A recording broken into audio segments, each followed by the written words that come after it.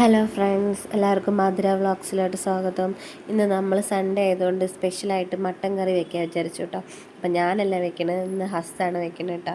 അപ്പോൾ ആളുടെ റെസിപ്പിയാണ്. അപ്പോൾ നമുക്ക് വേണ്ട സാധനങ്ങളൊക്കെയാണ് കേട്ടോ കാണിച്ചത്. 1.25 കിലോ മട്ടൻ ഉണ്ടായിരുന്നു. പിന്നെ അതിലേക്ക് വേണ്ട മസാലകളും ചെറിയുള്ളി അതെല്ലാം അരിഞ്ഞ് വെച്ചിട്ടുണ്ടായിരുന്നു കേട്ടോ. അപ്പോൾ നമ്മൾ ആദ്യം പച്ചമല്ലിയാണ് കേട്ടോ, പച്ചമല്ലി മുളക് അങ്ങനെയുള്ള കാര്യങ്ങളൊക്കെ വറുത്തരച്ചിട്ടാണ് വെക്കണേ.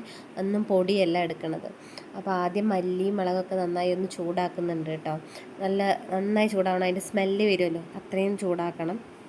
അതൊരുവിധം ചൂടായി വരുമ്പോൾ അതിലേക്ക് മസാലകൾ നമ്മൾ ഗ്രാമ്പൂ, കറുവപ്പട്ട, പിന്നെന്താ ജീരകം, അങ്ങനെ വെച്ചിരിക്കുന്ന എല്ലാ സാധനങ്ങളും മസാലകളെല്ലാം ഉണ്ട് കേട്ടോ. അതെല്ലാം ഇടുന്നുണ്ട്. അതെല്ലാം ഇട്ട് കഴിഞ്ഞിട്ട് ഒന്ന് വഴറ്റിയതിന് ശേഷം ചെറിയുള്ളിയും അതിൻ്റെ ഒപ്പം തന്നെ ഇടുന്നുണ്ട് കേട്ടോ. എല്ലാം നന്നായി വഴണ്ട് ബ്രൗൺ നിറമാവണം കേട്ടോ.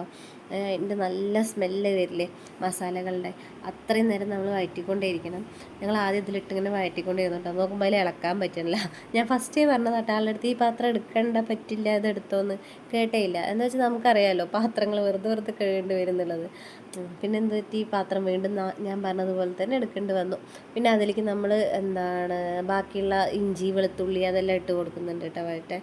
അങ്ങനെയുള്ളതും പിന്നെ കറിവേപ്പില കുറച്ചിട്ട് കൊടുക്കുന്നുണ്ട്. എന്നിട്ട് ഇത്തിരി വെളിച്ചെണ്ണയൊക്കെ ഒഴിച്ചു കൊടുത്ത് നന്നായി വഴറ്റിയെടുക്കുന്നുണ്ട് കേട്ടോ.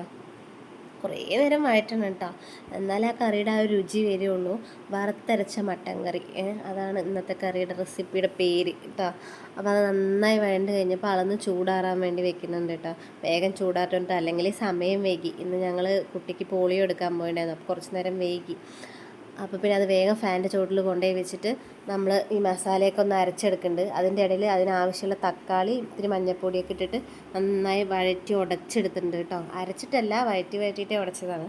അപ്പോൾ നമ്മൾ ആ മസാലയൊക്കെ അരച്ചിട്ട് എന്ത് ചെയ്യുന്നുണ്ട്, ഇതിലേക്ക് ഒഴിക്കുകയാണ് ചെയ്യുന്നത് കേട്ടോ. എല്ലാം എന്നിട്ട് കലക്കി വയ്ക്കേണ്ട ആവശ്യമുള്ളൂ. അപ്പോൾ ഞാൻ അരക്കണേൻ്റെ ഇടയിൽ അവിടെ കുക്കുമ്പർ അരിഞ്ഞ് വെച്ചിട്ടുണ്ടായിരുന്നു കുട്ടികൾക്ക്. അപ്പോൾ അത് വേഗം എടുത്ത് എൻ്റെ വയറ്റിലാക്കുന്നുണ്ട് കേട്ടോ. വിശക്കാൻ തുടങ്ങി സംഭവം. ഇപ്പം 12 മണിയോളം ആയിട്ടുണ്ടായിരുന്നു അപ്പോഴേക്കും. പിന്നെ ആ മസാലയൊക്കെ ഒന്ന് വെള്ളമൊക്കെ ഒഴിച്ച് കഴുകിയെടുത്ത് എല്ലാം മൊത്തത്തിൽ അരച്ചൊഴിക്കണമെന്നുണ്ട് കേട്ടോ. നല്ല തിക്ക് ഗ്രേവി പോലെയായിരുന്നു, പക്ഷെ അത് കുറച്ചും കൂടെ വെള്ളം ഒഴിക്കുക. എന്ന് വെച്ചാൽ മട്ടന് നല്ല വേവ് ഉണ്ടല്ലോ, അപ്പോൾ കുറച്ച് വെള്ളമൊക്കെ ഒഴിക്കുന്നുണ്ട്. പിന്നെ ഒരു കാര്യം ശ്രദ്ധിച്ചു, ഇതിൽ കൊള്ളില്ല. ഞങ്ങൾ അടുത്ത വീഡിയോ എടുക്കാൻ മറന്നുപോയി. അപ്പോൾ എന്ത് ചെയ്തു, ഇതിൽ കൊള്ളാണ്ടായപ്പോൾ ഞാനത് കുക്കറിലേക്ക് ഇട്ടു കേട്ടോ. അതുപോലെ സമയം വേകുമല്ലോ പറഞ്ഞിട്ട് ഞാനത് മുഴുവൻ കുറച്ച് നേരം ഒന്ന് ഇതിൽ വെച്ച് തിളപ്പിച്ചു. പിന്നെ അത് ശരിയാവില്ല എന്ന് കണ്ടപ്പോൾ വേഗം കുക്കറിലോട്ട് ഇട്ടു കേട്ടോ. കുക്കറിലിട്ടിട്ട് ഒരു 6-7 വിസിൽ വെച്ചിട്ടുണ്ടാവും കേട്ടോ.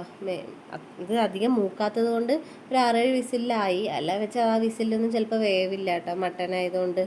പിന്നെ അങ്ങനെ വെന്ത് ഞങ്ങൾ ഫുഡൊക്കെ അടിച്ചു. അപ്പോൾ ഫുഡൊക്കെ കുട്ടികൾക്ക് വിളമ്പി കൊടുത്തിട്ടുണ്ടായിരുന്നു. ഇതാണ് നമ്മുടെ ഫൈനൽ ലുക്ക് കേട്ടോ മട്ടൻ കറിയുടെ. സംഭവം അടിപൊളിയായിരുന്നു കേട്ടോ. ആൾ വെച്ചതുകൊണ്ട് പുകഴ്ത്തി പറയുകയല്ല, അടിപൊളിയായിരുന്നു. അപ്പോൾ എല്ലാവരും ഒന്ന് ട്രൈ ചെയ്ത് നോക്കണം.